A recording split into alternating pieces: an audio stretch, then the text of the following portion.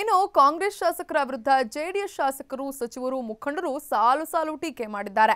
ನಾವೇನು ಅವರ ಮನೆ ಬಾಗಿಲಿಗೆ ಹೋಗಿರಲಿಲ್ಲ, ಕಾಂಗ್ರೆಸ್ನವರೇ ದೇವೇಗೌಡರ ಮನೆಗೆ ಬಂದು ಬೆಂಬಲ ನೀಡಿದ್ದಾರೆ ಅಂತ ಹೇಳಿದ್ದಾರೆ. ಹೀಗೆ ಮುಂದುವರೆದ್ರೆ ಸರಿ ಇರಲ್ಲ ಅಂತ ಎಚ್ಚರಿಕೆ ನೀಡಿದ್ದಾರೆ. ಅಲ್ಲದೆ ಈ ಹಿಂದೆ ಬಿಜೆಪಿ ಉತ್ತಮ ಸಹಕಾರ ನೀಡಿತ್ತು, ಆದರೆ ಈಗ ಕಾಂಗ್ರೆಸ್ ನೀಡ್ತಿಲ್ಲ ಅಂತ ಕೂಡ ಹೇಳಿದ್ದಾರೆ.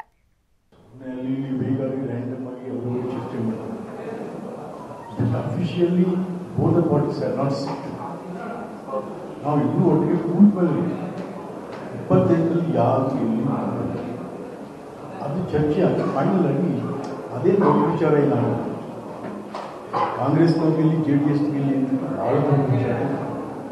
ಒಬ್ಬ ಒಂದು 2-3 ಸ್ಥಳಗಳಲ್ಲಿ ಸ್ವಲ್ಪ ಅಗ್ಗಜಗ್ಗಾಟ ಆಗ್ತದೆ, ಬಟ್ ಫೈನಲೈಸ್ ಆಗ್ತದೆ. So it's not a matter.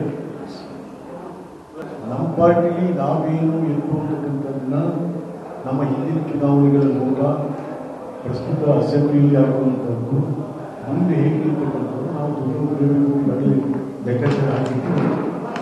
ಬಹುತೇಕ ಕಾಂಗ್ರೆಸ್ನ ಮುಖಂಡರು ಅರ್ಥ ಮಾಡ್ಕೋಬೇಕು. ನಾವೇನು ಯಾರ ಮನೆ ಬಾಗಿಲಿಗೂ ನಮ್ಗೆ ಅಧಿಕಾರ ಕೊಡಿ, ಮುಖ್ಯಮಂತ್ರಿ ಮಾಡಿ ಅಂತ ಅರ್ಜಿ ಇಟ್ಕೊಂಡು ಹೋಗಿರಲಿಲ್ಲ. ಅವತ್ತು BJPನ ಅಧಿಕಾರದಿಂದ ದೂರ ಇಡಬೇಕು ಅಂತೇಳಿ ರಾತ್ರೋಂದು ರಾತ್ರಿ ದೇವೇಗೌಡಾಜಿಯವರ ಮನೆಗೆ ಬಂದು ಸಂಪೂರ್ಣವಾದಂಥ ಬೆಂಬಲ ನಿಮಗೆ ಕೊಡ್ತೀವಿ, ಮುಖ್ಯಮಂತ್ರಿಗಳಾಗಿ ಜವಾಬ್ದಾರಿ ನಿರ್ವಹಿಸಬೇಕು ಅಂತೇಳಿ ಬಂದಂಥ ಸಂದರ್ಭದಲ್ಲಿ ಹೊಣೆ ಹೊತ್ತು ಮುಖ್ಯಮಂತ್ರಿಗಳು ಜವಾಬ್ದಾರಿ ನಿರ್ವಹಿಸ್ತಾ ಇದ್ದಾರೆ. ನಾವು 2006-07ರಲ್ಲಿ BJP ಜೊತೆ ಸೇರಿ ಸರ್ಕಾರ ಮಾಡಿದ್ದು.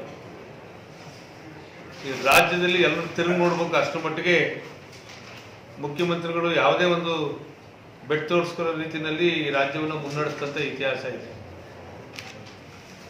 ಇವತ್ತು ಬಹುತೇಕ ಕಾಂಗ್ರೆಸ್ನವರು ಸರ್ಕಾರ ರಚಿಸುವಂತ ಸಂದರ್ಭದಲ್ಲಿ ಏನು ದೊಡ್ಡತನದ ಮಾತುಗಳನ್ನ ಮಾತಾಡೋದು, ಇವತ್ತು ಯಾಕೆ ಆ ನಡವಳಿಕೆಗಳನ್ನ ನಡ್ಕೋತಾ ಇಲ್ಲ ಅಂತಕ್ಕಂಥದ್ದನ್ನೇ ಸರ್ಕಾರ ನಡೆಸ್ತಾ ಇರ್ತಕ್ಕಂಥ